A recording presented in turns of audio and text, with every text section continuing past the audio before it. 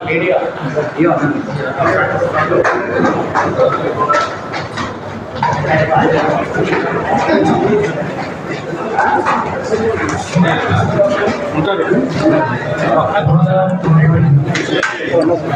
माता की भारत माता की దయచేసి అందరూ కూర్చోవాలి.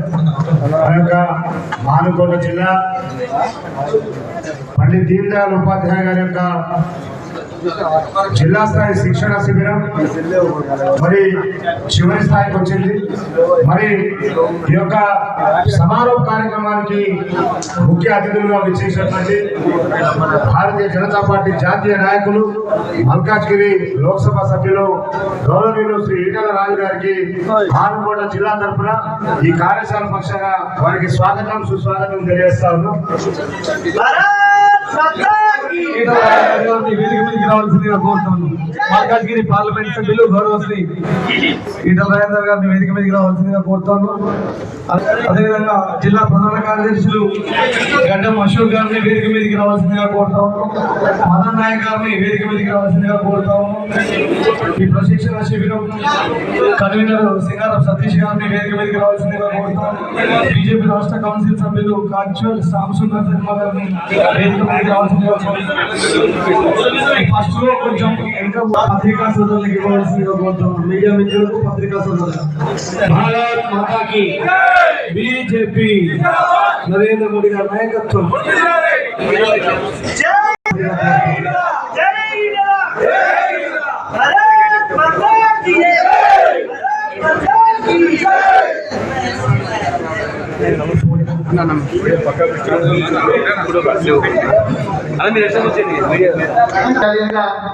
ఇచ్చేశారు. ఇప్పుడు వారు పత్రికా సోదరులు ఇక్కడ ఉన్నారు. వారిని ఉద్దేశించి ముందుగా వారిని మాట్లాడవలసిందిగా నేను విజ్ఞప్తి చేస్తున్నాను.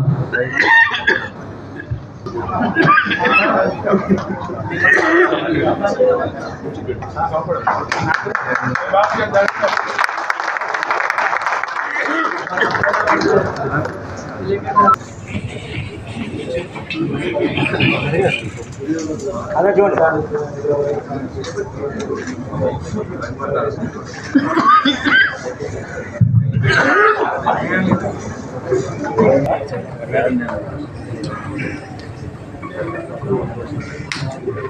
మిత్రులు కళ్యాణ్ నాయక్ గారు, రవి నాయక్ గారు, పెద్దలు సిద్ధరామ నాయక్ గారు, అశోక్, మహేష్, వెంకట్రావు గారు, సతీష్ గారు, శర్మ గారు, శ్రీదేవి గారు, నాయకులందరికీ పేరుపైన విస్తృతులకి నమస్కారం. మాది క్లాస్ ఒక హాఫ్ అన్ అవర్ 45 minutes ఉంటుంది. ఎందుకంటే మీకోసం చెప్పాలి.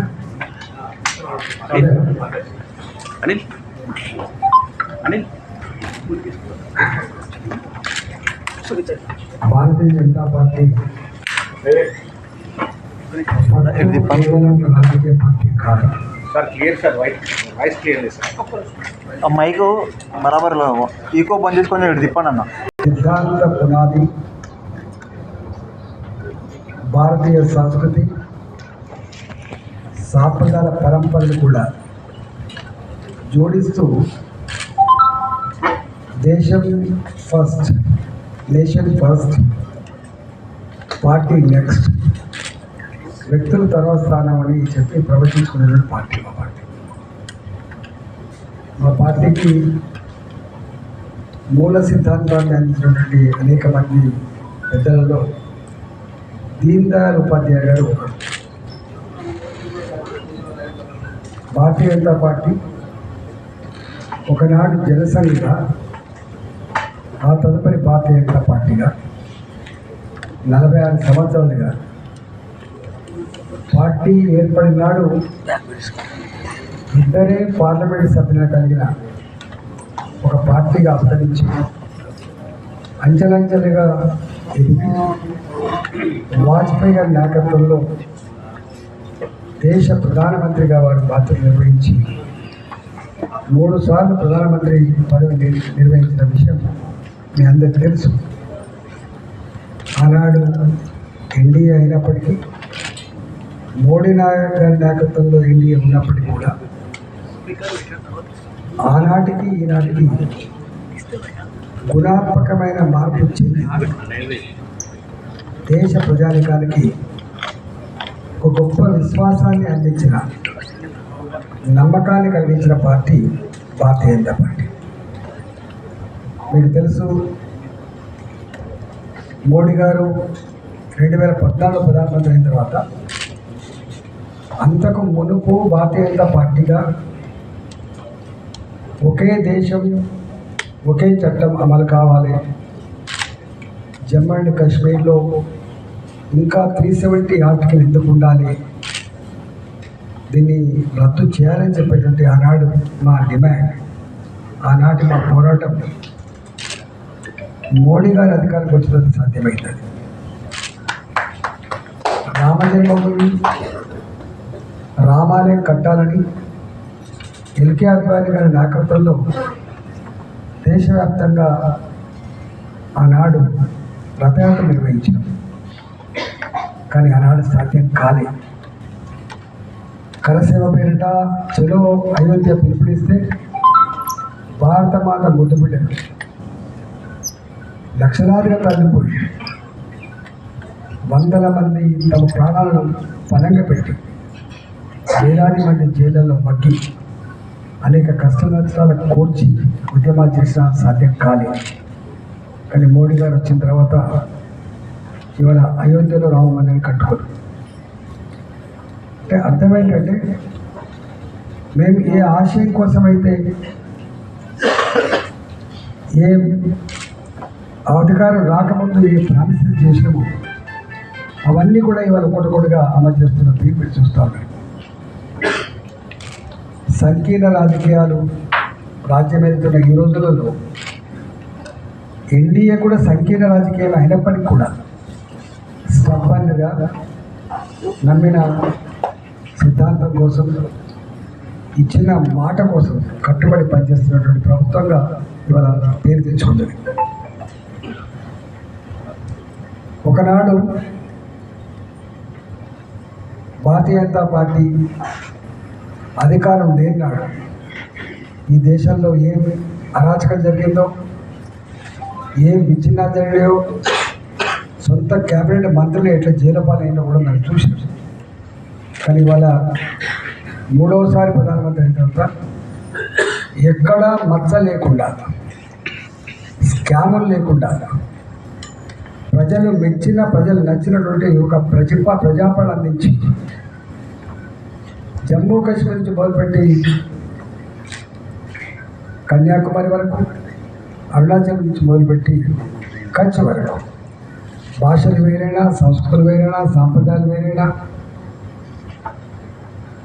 ఇవాళ మోడీ గారి పట్ల దేశ ప్రజానికంలో ఒకటే భావన కలిగి ఉండేది. ఇవాళ దేశమంతా మోడీ గారి నాయకత్వాన్ని కోరుతున్న ఈ రోజులలో తెలంగాణ రాష్ట్రంలో కూడా అధికారం రావాలన్నటువంటి సంకల్పం మా హైకమాండ్ చేస్తూ ఉంది. కాబట్టి మాకు ప్రతి 2 సంవత్సరాలకోసారి ప్రశిక్షణ తరగతులు ఉంటాయి. ఎంత పెద్ద నాయకుడైనా, పార్టీ అయినా ఎప్పటికప్పుడు అప్డేట్ కావాలి కాబట్టి మారిన పరిస్థితులకు అనుగుణంగా మార్పు చేసుకోవాలి. కాబట్టి వ్యక్తులు కానీ, పార్టీ కానీ డైనమిక్గా ఉండాలి. కాబట్టి అందరం, ఎంత సీనియర్ అయినా అందరం ఇలా ఈ ప్రశిక్షణ తరగతులలో ఇవాళ రాజకీయ పరిస్థితుల మీద, రేపు మనం అధికారాన్ని అందిపుచ్చుకోవడానికి వేసుకోవాల్సిన ప్రణాళికల మీద సుదీర్ఘంగా చర్చ జరిగింది. ఒకటే ఇవాళ తెలంగాణ యావత్ ప్రజానికంలో ఉన్న భావన ఏంటంటే,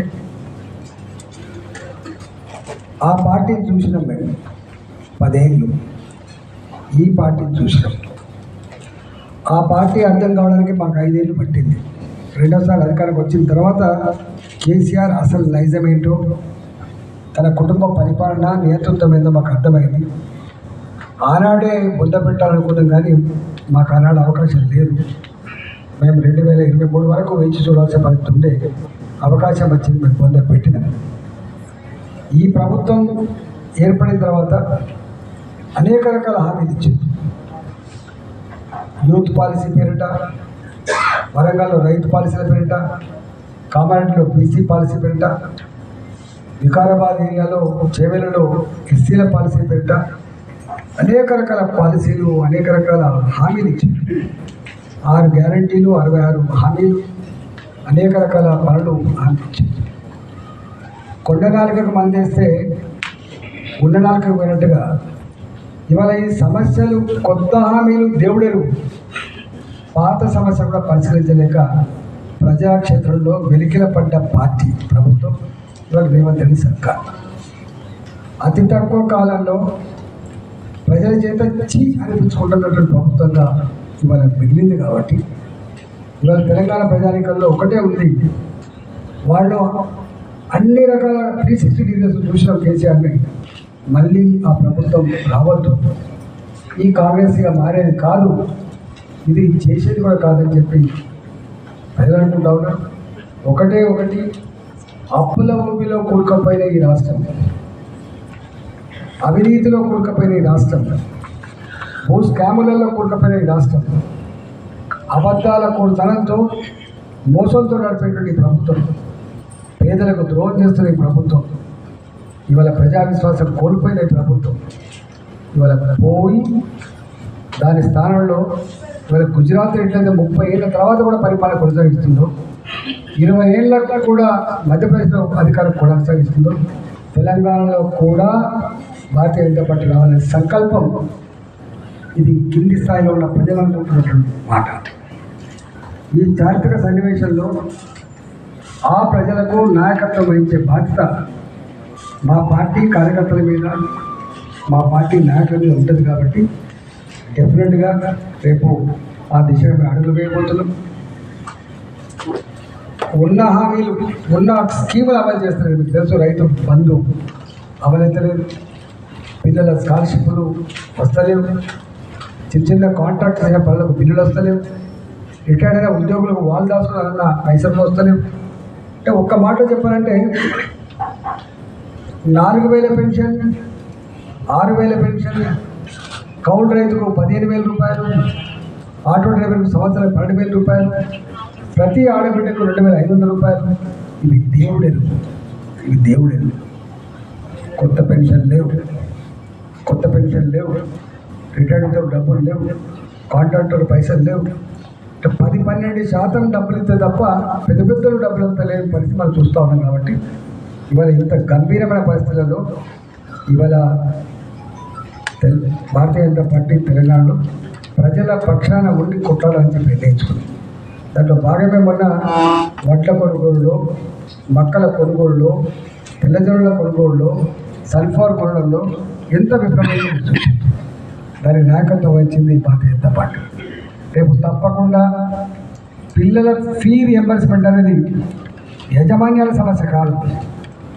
వాళ్ళు డిగ్రీ కంప్లీట్ అయిన తర్వాత విదేశాలకు పోవాలన్నా, వాళ్ళు పై కోర్సులకు పోవాలన్నా, వాళ్ళు ఏదైనా ఉద్యోగం వస్తే పోవాలన్నా ఎంత ప్రతిబంధకంగా ఉందో మీకు తెలుసు.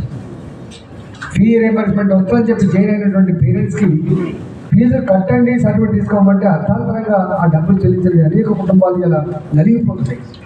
ఒక్కొక్కసారి ఫీజు కట్టకపోతే, ఎగ్జామ్ ఫీజు తీసుకోకపోతే క్లాస్ రూమ్లో నిలబెట్టేటువంటి యాజమాన్యం ఆ అవమానాన్ని భరించలేక చనిపోతున్న విద్యార్థులు ఉంటారు.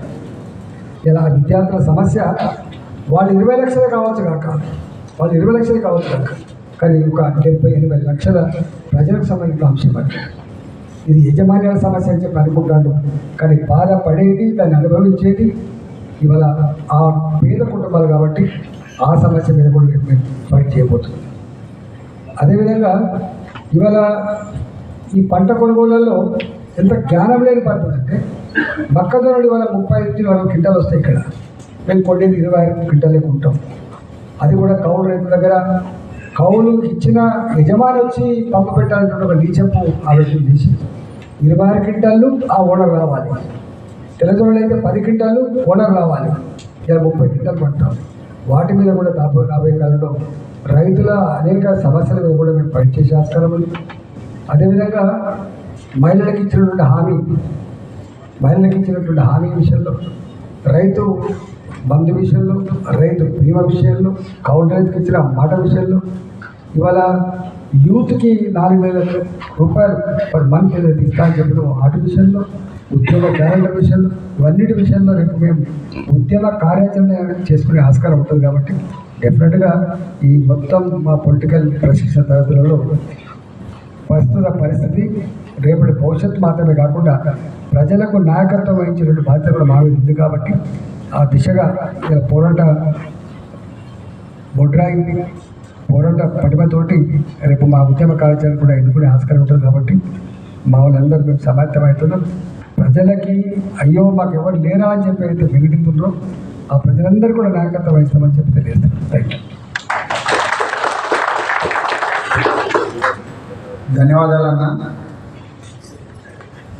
ఇప్పుడు ఈ మీడియా సెషన్ ఏదైతే ఉందో పూర్తయింది. దయచేసి మీడియా మిత్రులందరికీ విజ్ఞప్తి, కింద టీ స్నాక్స్ ఉన్నాయి, అవి తీసుకొని